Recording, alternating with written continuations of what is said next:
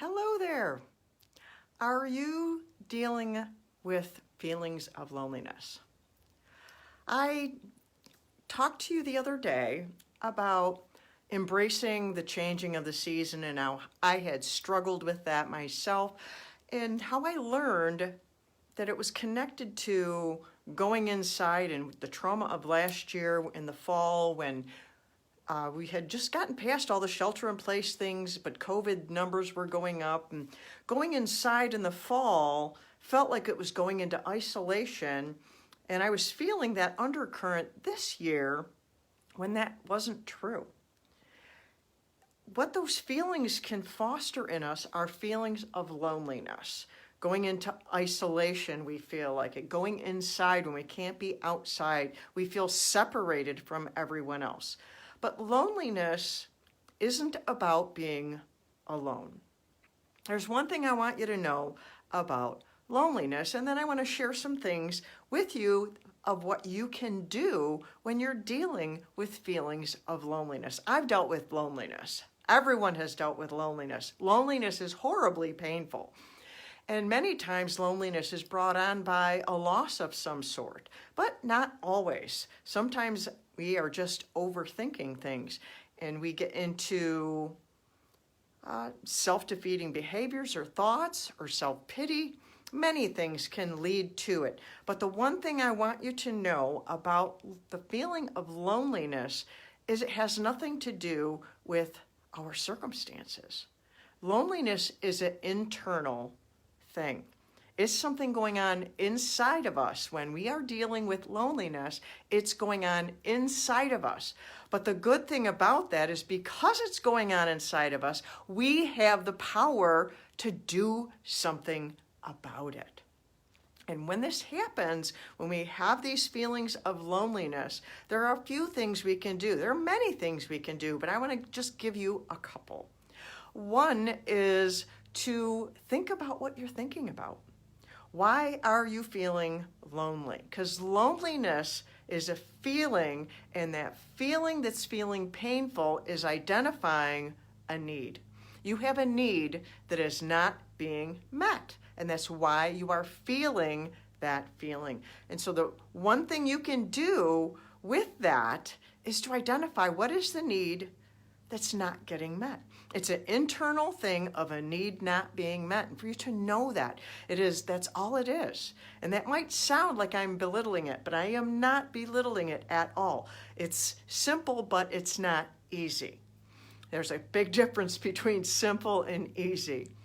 It's simple to know, for us to remember, and I need to remind myself too, that when I feel lonely, it's an inside thing going on of a need that I have that needs to be met. And so what can we do about that?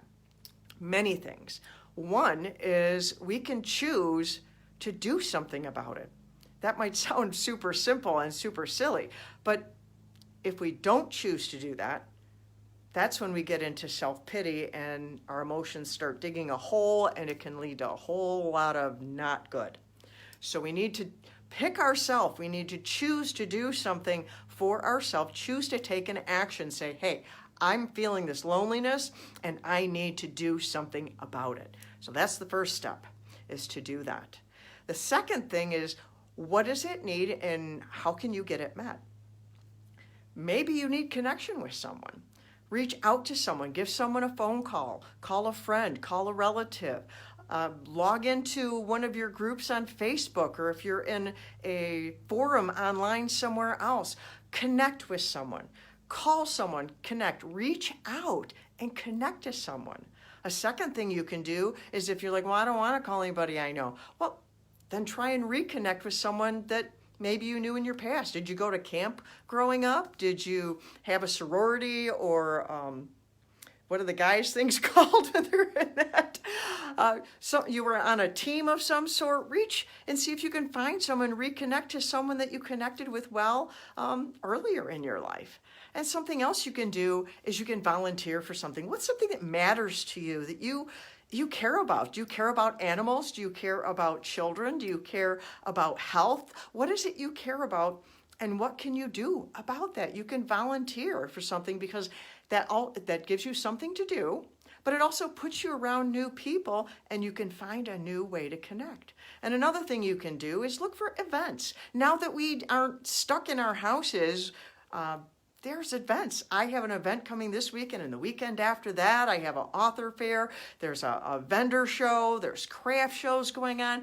Go to something like that. Get around people. Do some window shopping. If you don't have the money to buy stuff, just walk around just for the fun of it and get out around people. But find out what it is that you need and do something about it because you matter.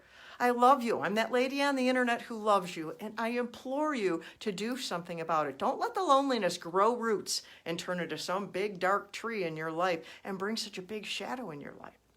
And I have something to give you to help you to do that. I created this new holiday emotional health journal for you to track your emotions during this next month or so, when emotions can really be all over the place. And you can download, I already have the link right there for you. Download that, print it out, write out, just to ask you a few questions every day just to help you stay on top of your emotional health because you matter and I love you. So till next time, I'm Danielle Burnock from DanielleBurnock.com. Love yourself from Survive to Thrive. Mwah.